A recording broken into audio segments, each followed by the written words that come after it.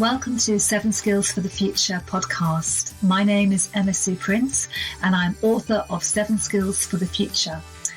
Both the book and the podcast are all about raising awareness of 7 key skills that we each have inside us. Those skills are adaptability, empathy, critical thinking, integrity, being proactive, being optimistic, and being resilient. And it's all about how we bring those skills into our everyday lives. How do we live and use them every single day? By doing so, I believe that this impacts our relationships, both personal and professional, our productivity levels, our effectiveness, our work, our happiness, everything.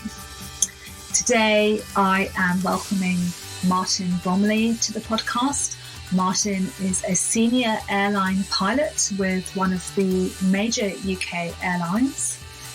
He runs a charity that is within the healthcare sector around developing awareness and education of human factors within healthcare. He's got a really interesting story to tell. These human factors are skills like being assertive, being able to work really well within a team, leadership, communication, being able to communicate really well with people who've got different roles and different positions, decision-making, situation awareness. These are all skills that are highly relevant both to the airline industry, the healthcare industry, and loads of other industries as well. And we talk about the issues around developing these kinds of skills, their role within training, and all of the important work that Martin's charity is doing within this arena.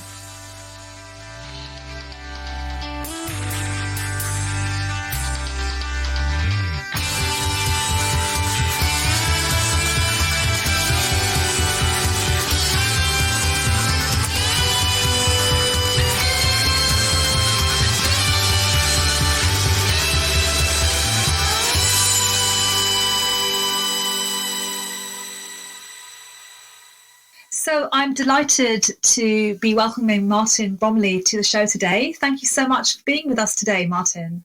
No, thank you for letting me speak. So I'd love to hear more about your story and how you came to be doing what you're doing now within the healthcare sector. So back in 2005, I was an airline pilot, married, 2 very young children, 4 and 5 years old. And my then wife, Elaine, went into hospital for what I thought was a routine operation, and indeed was. But problems occurred while she was being anaesthetised. She ended up in a coma in intensive care, having never regained consciousness, and died 13 days later. And during that time, I had, no real understanding of what was going on. Although I did ask lots of questions, and it had been very patiently explained that when she'd been anaesthetised, problems had occurred, that they'd done all the right things and it just didn't work out. And I completely accept that, that's life sometimes. But I assumed, as would be normal in my own industry, that there would be some form of investigation, not to try and blame anybody, but just to try and understand what could be learned. And when I was told that that wasn't really how things were done in healthcare at the time, I was absolutely horrified.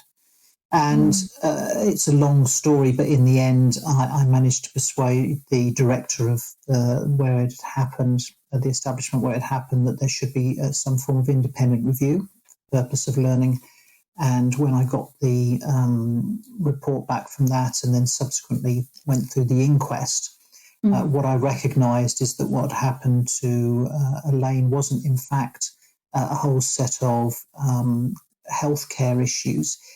In reality, she was being looked after by a technically competent team, but unfortunately, where things fell down was in their non-technical skills, if you like, the soft skills, some people refer to them as. So they basically struggled with their decision-making, with what we call situational awareness, with their communication, with their team working, their assertiveness, and a whole series of other things that in the end led to Elaine suffering brain damage. Oh, what a horrendous situation for your family. I can't even imagine what that must have been like. It was, as you can imagine, it was a horrendous time. And the reality was, I wasn't that interested in what had happened. And that probably sounds a bit strange, but when something like that happens in your life, you have to prioritise. And initially, of course, my priority was to make sure that Elaine got better. And then when I realised actually that was never going to happen, it sounds awful, but to think about, what might happen next. And in the end, in fact, we had to turn off her life support. But then my focus very much was about bringing up the children and getting myself back to work. And in the back of my mind was an awareness that there needed to be an investigation to see if anything could be learnt, because otherwise it's a life wasted.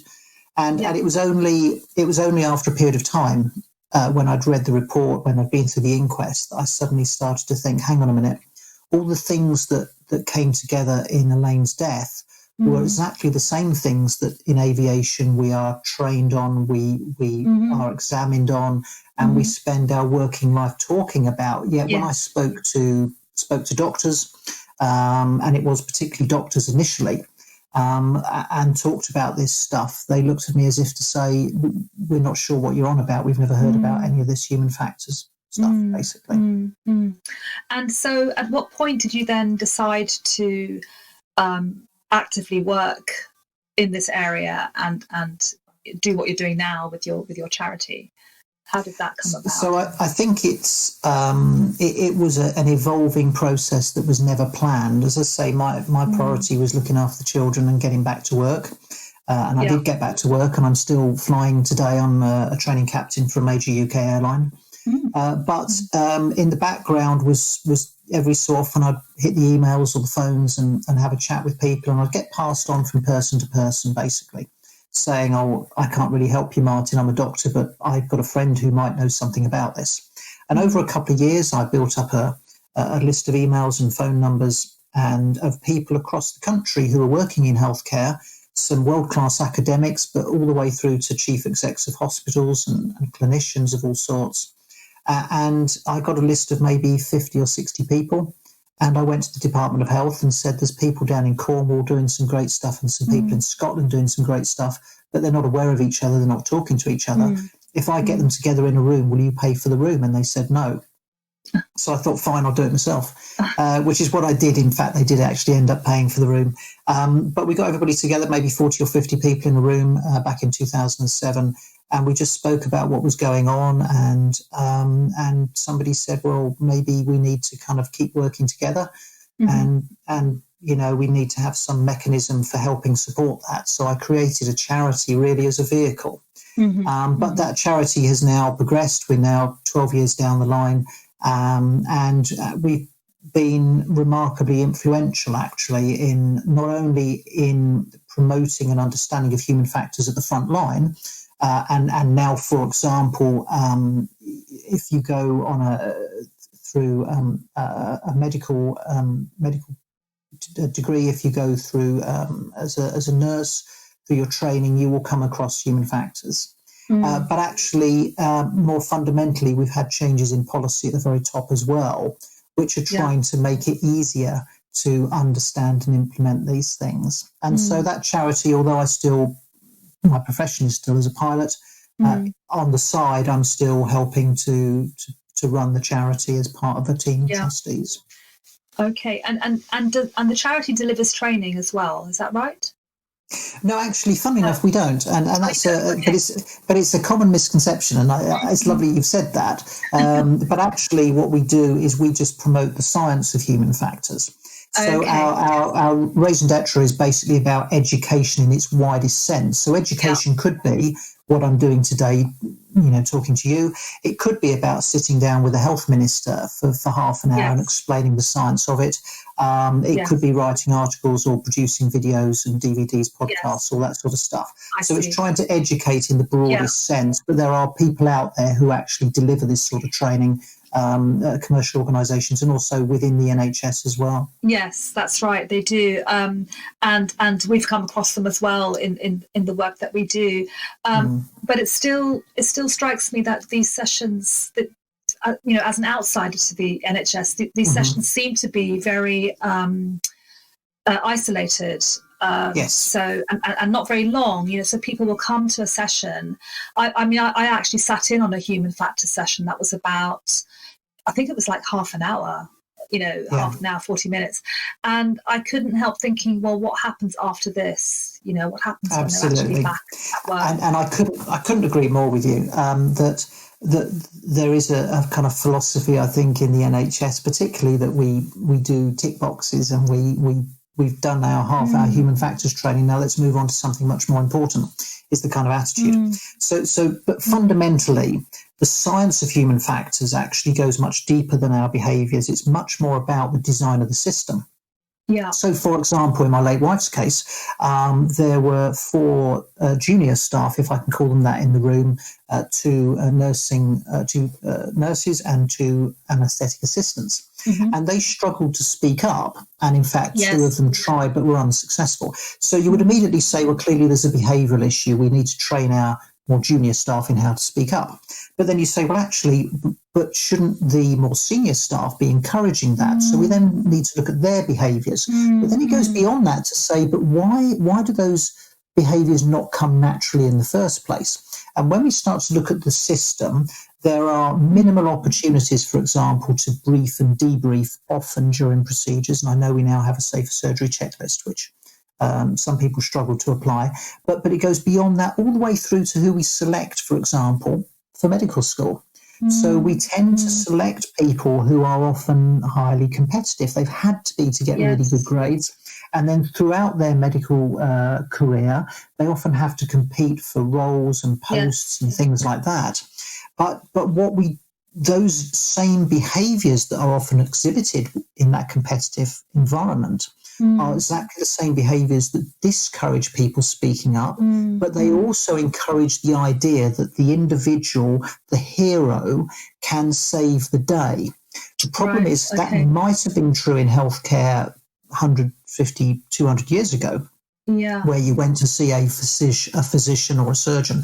But today, healthcare is an incredibly complex system with interactions that nobody really fully understands for an individual patient. And a typical patient, complex comorbidities, you might be the world's best surgeon, but the patient outcomes are dependent on so many other things, not just the team you're directly working with as the surgeon, but the care in the ward, the care in the community that follows on because of that patient situation.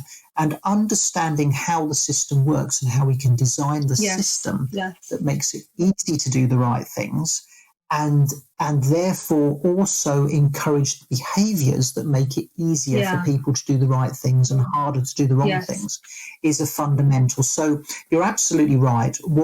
It's great that we can see people being trained in these behaviours, and we can train individuals in these behaviours successfully, because that's what we do in, for example, my own industry. But we also have to have a system that supports and encourages the development of a culture and processes and ways of working that still make it easier to do the right things. Yes. No, that's really interesting. And also, with behaviours, so much of that is about self-awareness, isn't it? It's not sort of training yourself to behave a different way. It's actually having a very strong and healthy self-awareness. And I think that's a real fundamental that I see across many industries. And that self-awareness that creates a desire for true continuous professional development. So in healthcare, there is a requirement for CPD, and people will go off and they'll attend a course for a couple of days, and that's really great and interesting. And you've got X number of CPD points. That's not what I think many of us would regard as continuous professional development. It's much more about that self-awareness, working on what you need to work from. It's about real-time feedback often from people around you, and developing the skills that are going to ultimately make you safer and more effective. And by all means, go and acquire extra knowledge and things like that. But the real knowledge is, of course, about how you interact with others and the impact on others.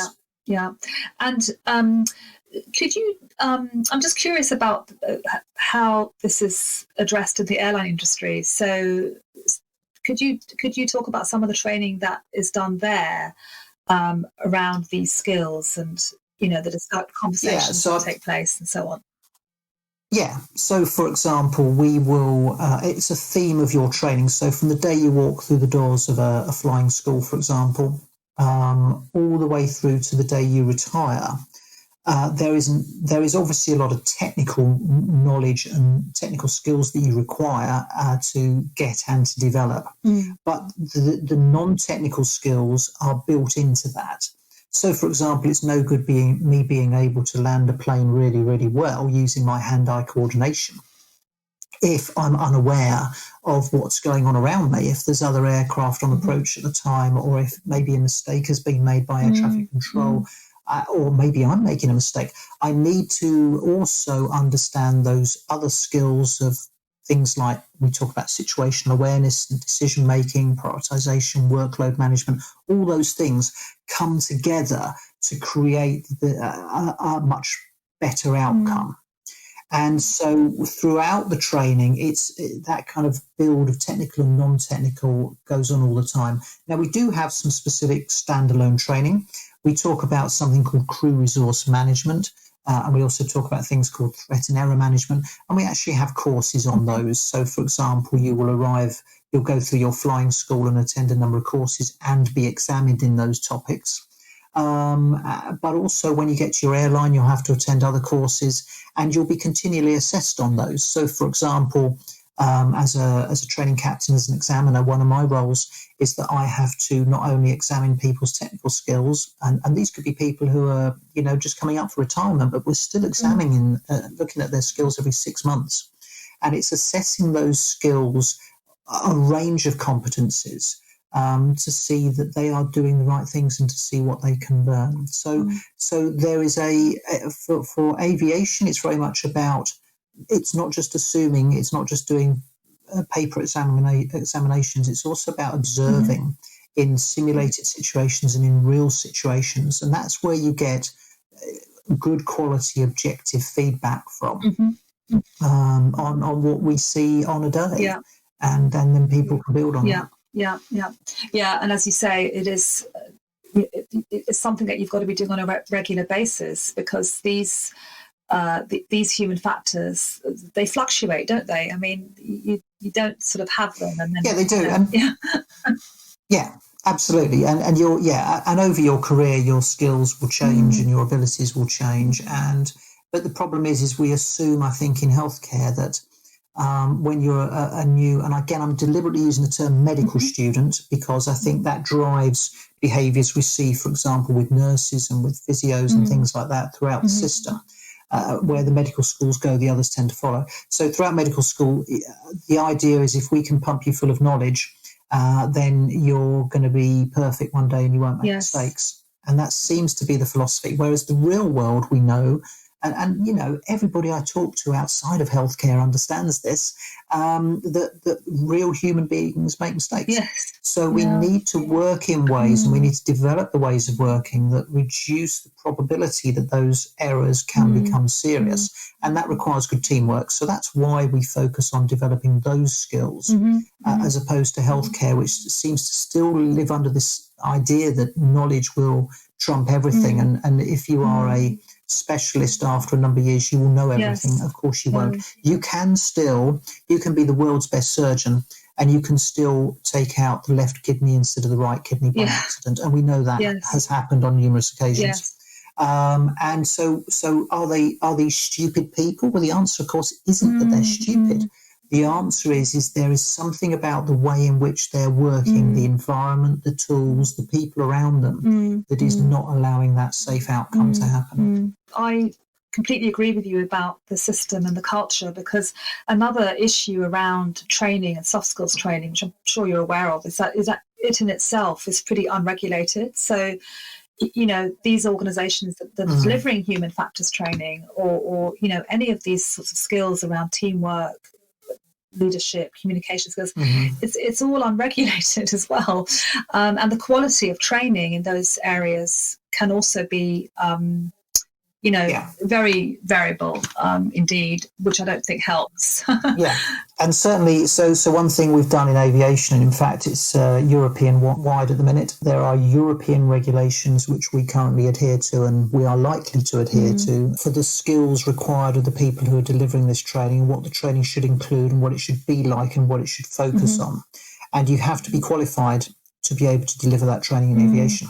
Now, interestingly, a lot of the organisations that deliver this sort of training in healthcare, the people delivering them are actually qualified under the aviation system, but there are an awful lot of people who aren't. Yeah. So I would say the majority aren't. And the problem then becomes that things get lost in the message. So, for example, I was involved in a conversation with a couple of very junior consultants just last week.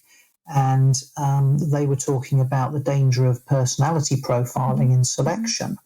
And I said to them, well, hold on, actually, I said, in aviation, we don't care about your personality. What we care about is the behaviours you exhibit. So you can be the world's most competitive person as long as we don't see those behaviours exhibited in the flight deck. And that's for me about, so when it comes to training, for example, I hear stories where people are talking about personality traits and all that sort of stuff. And although it's interesting, we really want people to understand the fundamentals, that this is actually about the behaviours you exhibit. And actually, you know what? When I look at the health service and I look at many of the scandals that have happened, there is often a large element of a culture that's been created by leaders. And when you look at the behaviours that those leaders have exhibited, you have to ask yourself, that's why we need to focus on behaviours, because there are some behaviours that are absolutely disastrous in a safety critical setting. So, for example, if you and I are working together in a ward, for example, and we're both clinicians of some sort, and I was about to perform some procedure on a patient, and you said to me, actually, Martin, I'm not sure you've started this off correctly. The patient needs to have these antibiotics. And I turned around to you and said, don't be stupid. I know what I'm doing. Now, the immediate impact on you is, okay, you're not going to say any more probably, but the long-term impact is significant in that you're unlikely to want to speak up to me again about anything, when in reality you're trying to save me, my career, you're trying to save the patient as well. They may come to no harm, but it's still suboptimal, or they may come to harm, which is clearly a disaster. And so what we see are these exact same behaviours being exhibited throughout many layers of healthcare leadership, and that includes senior clinicians as well. I guess this is also something which happens across many industries, not just healthcare and airline, probably. Yeah, absolutely. And I've met, for example, whistleblowers from the financial services industry. I've met the prime whistleblower from Enron, for example, from the whole Enron scandal. And so we see these behaviours in all sorts of other industries. And you know what? When we read about disasters, we read about Chernobyl. We read about the Deepwater Horizon disaster in the Gulf of Mexico. We read about Piper Alpha. We read about these things. Again, the same sort of behaviours, suboptimal behaviours, are often exhibited. And the important thing is to say that if you behave in a certain way, it does not guarantee safety and it does not guarantee disaster.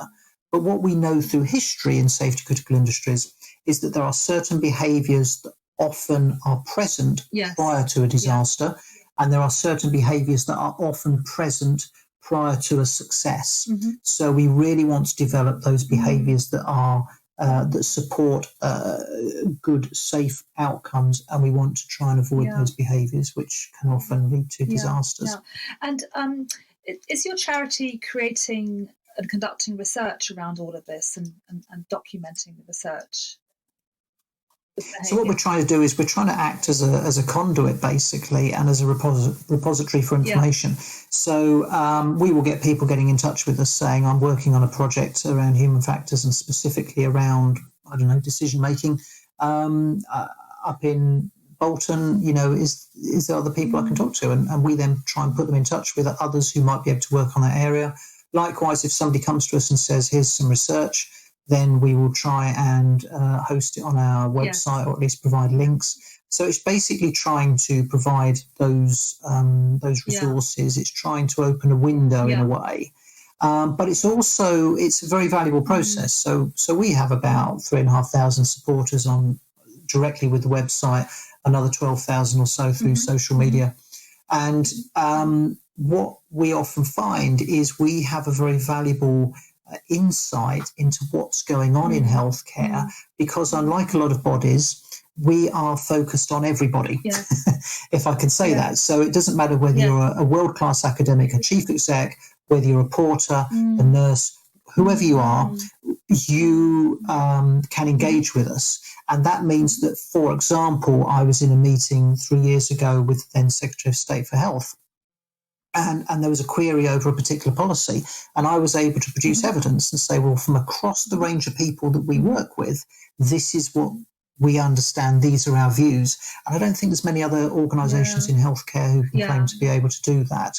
And being able to connect with those people is really important, because I think sometimes it does bring a credibility for the work we do. Yeah, no, definitely.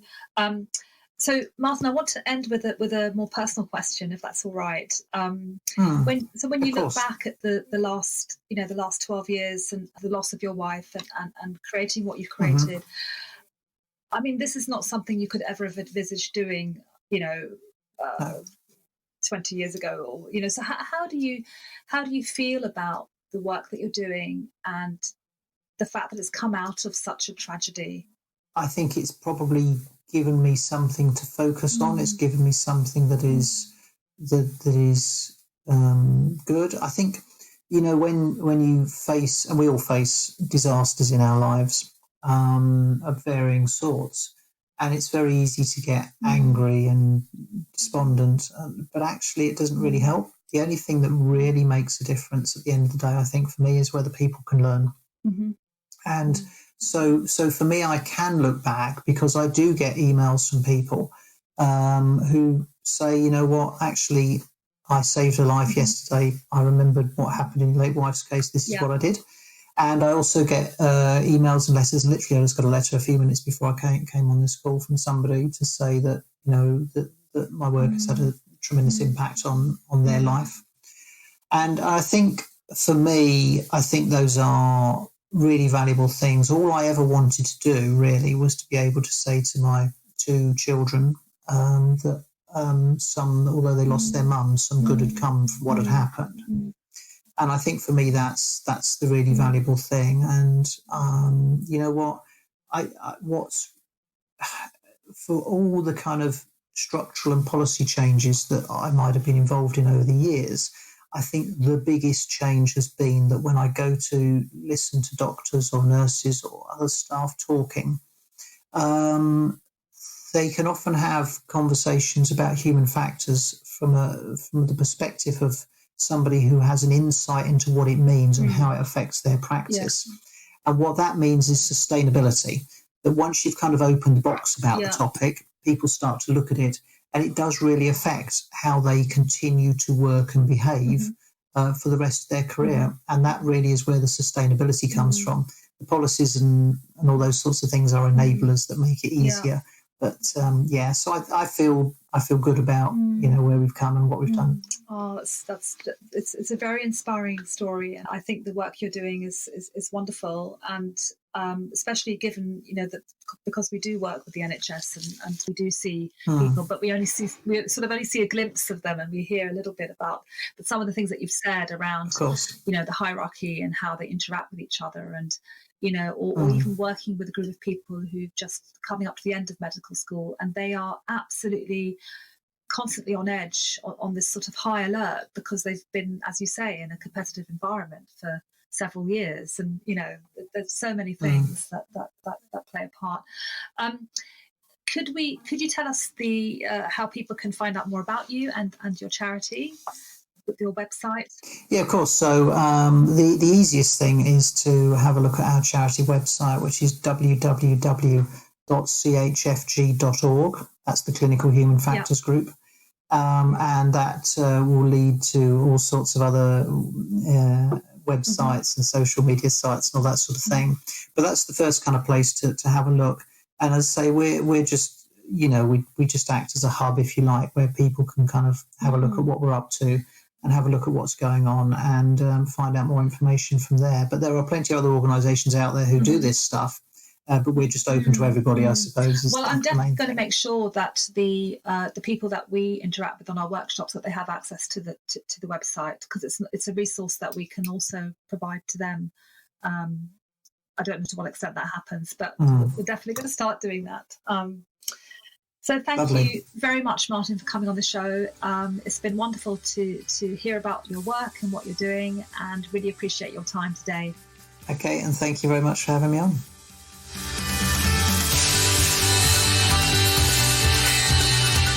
Thank you for listening to this episode of the 7 Skills for the Future podcast. You can find all of our episodes on Apple Podcasts, Spotify, or anywhere where podcasts can be found. If you want to make sure that every new episode ends up on your phone, all you need to do is hit the subscribe button. And while you're there, why not give us a 5-star review so more people can find out about the show? If you'd like to stay in touch or send in one of your questions for Emma Sue, then go to Unimentor on Twitter, 7 Skills for the Future on Instagram, or at unimentor.com. We'd love to hear from you. And of course, there's the book, 7 Skills for the Future, available at booksellers everywhere.